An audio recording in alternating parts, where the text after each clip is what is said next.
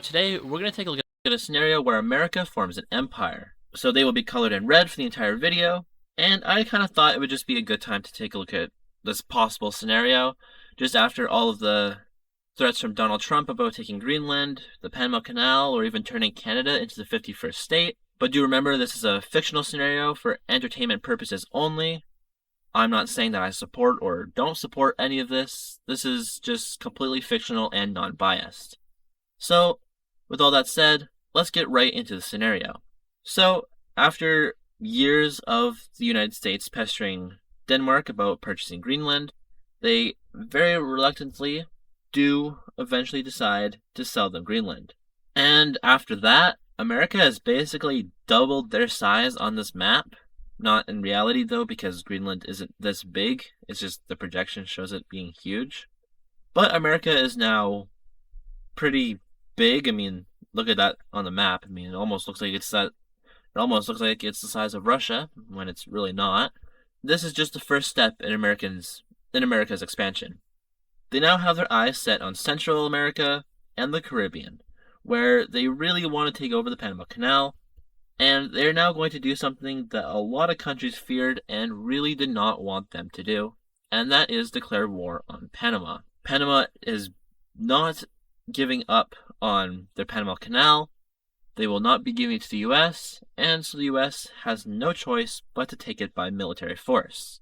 This does mean, however, that a couple countries are almost going to form a coalition, if you will, against the US. It's going to be countries like Colombia, Ecuador, Costa Rica, and El Salvador, which do not want America to expand into the region, if you will.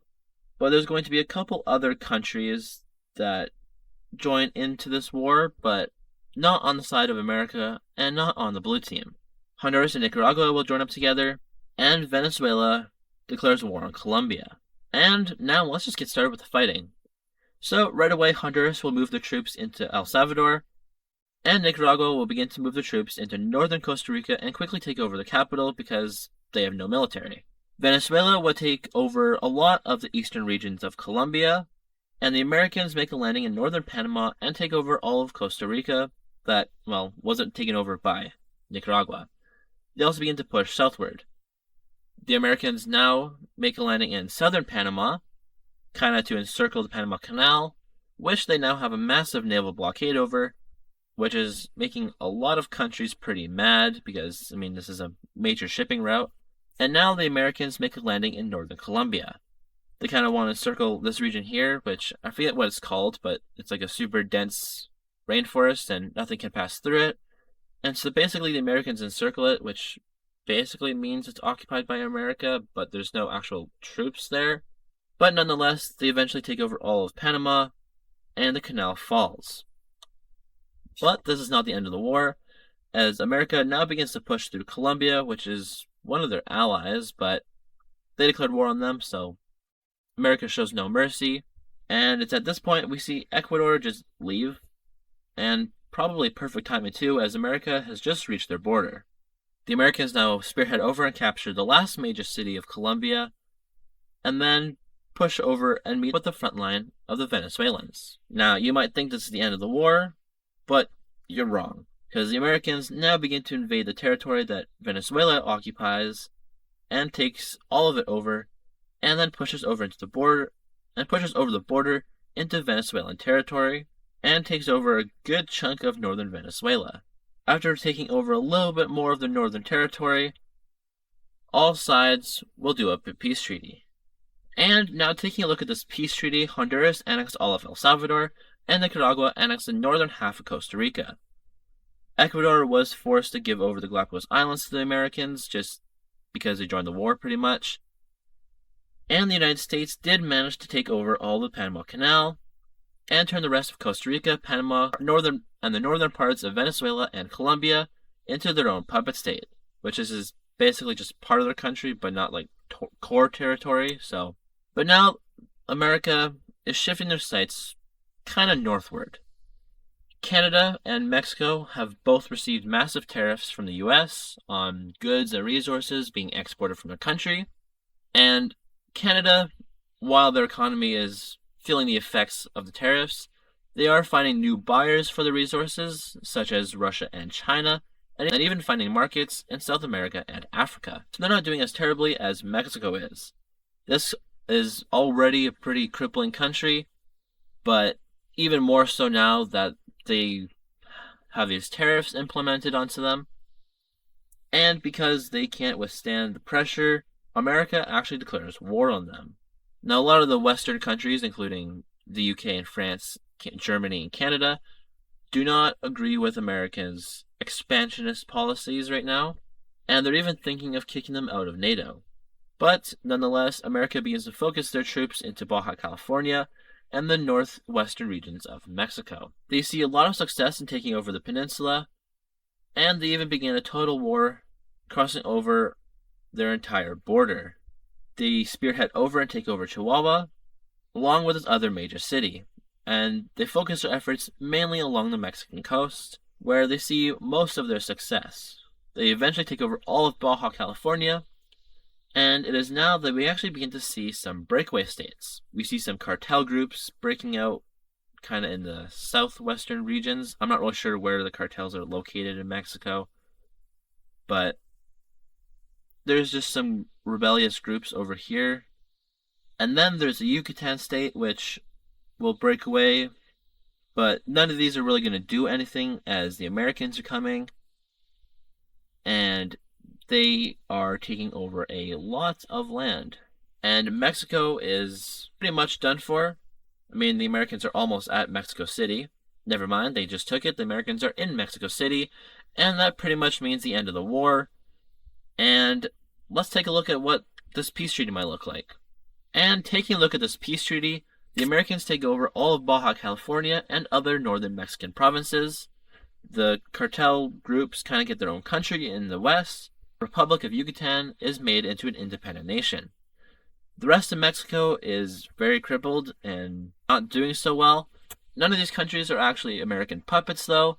However, these two countries are very much aligned to America, and Mexico, well, they hate America now. We now see America turn their eyes over into the Caribbean Sea, where there are a couple countries that they do not like, including Cuba, but then there's also Haiti, who doesn't even have a government, and to the US, I'm pretty sure they're talking about sending peacekeeping troops into the country to install a new government, but they just declare war on them and move their troops in to install a new government, and that new government is theirs and completely annex the country.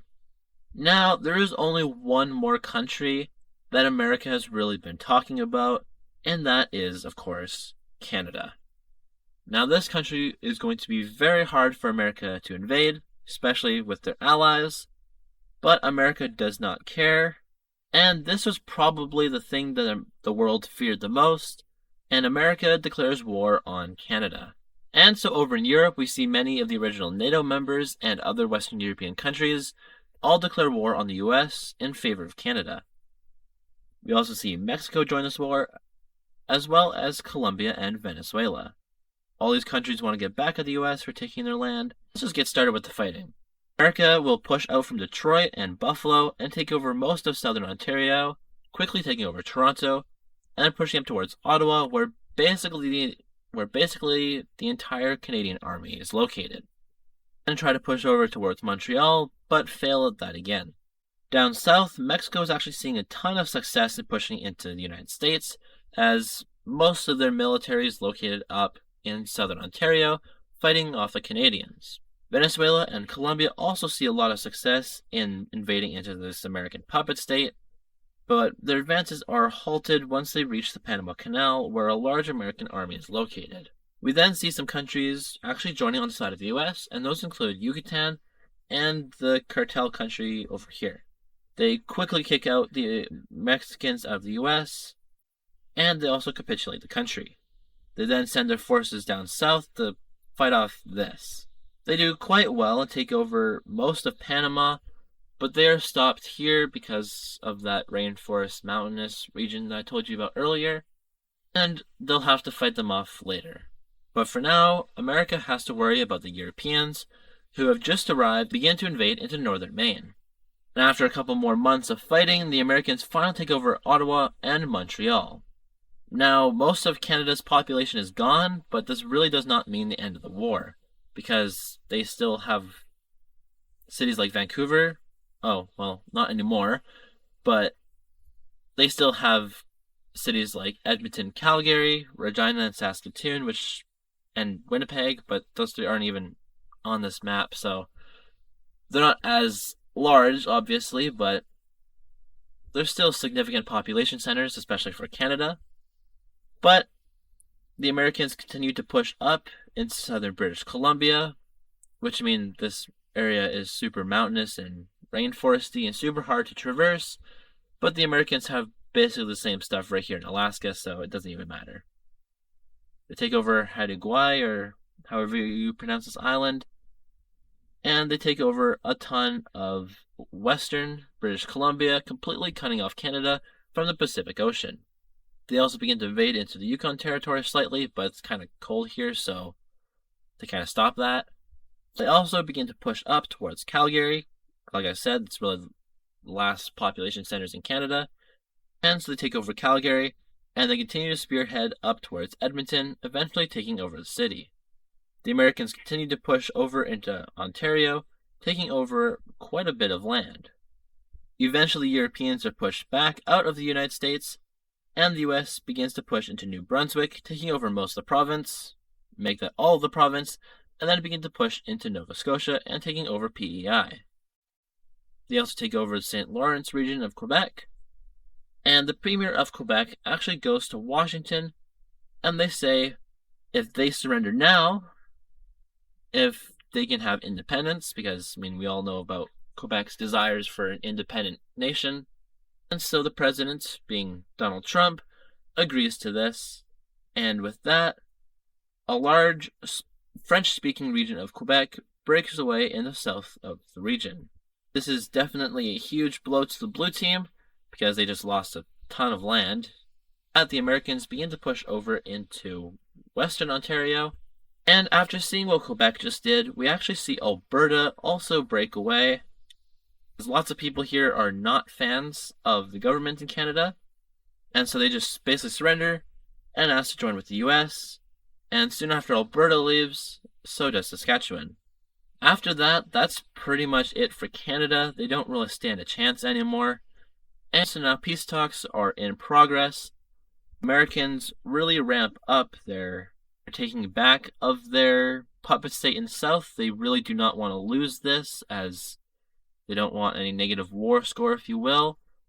And so they eventually take over all of it and begin to push into Colombia and northern regions of Venezuela, although it probably won't do much. And now this is the end of the war, and so let's go take a look at this peace treaty. And now taking a look at this peace treaty, let's start down south, where nothing changed. Mexico becomes American puppet state. And in eastern Canada, Newfoundland and Labrador is given independence because the rest of Canada is basically super poor and can't do anything for itself now. But they were relatively untouched by the war. Nova Scotia is given over to the US, along with New Brunswick and PEI and some of southern Quebec. All of southern Ontario is given over to Ontario, and Quebec is now an independent nation.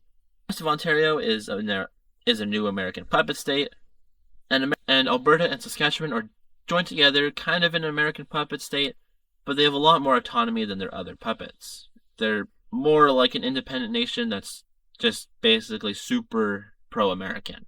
The United States also takes over the entire western coast of Canada, basically the end of Canada. Manitoba could for itself as a country, but it's not the most well off. BC would be perfectly fine as a country if they didn't lose everything that really mattered politically and economically to their province and country or whatever. And then the territories are super reliant on the Canadian federal government, and so this is basically the end for them, because this is not going to be good. And so the European powers are going to try and do something about the rest of Canada. But for now, this is going to be the world map. And that's also going to be the end of the video. Let me know in the comments what you think Europe's actually going to do with Canada, and let me know if you liked the video, or if you didn't like it, I guess. But if you did like it, make sure to leave a like on this video, and subscribe to the channel if you're new. All the support is greatly appreciated as we try to reach our goal of 5,000 subscribers. So yeah, thank you all for watching, and have a good rest of your day.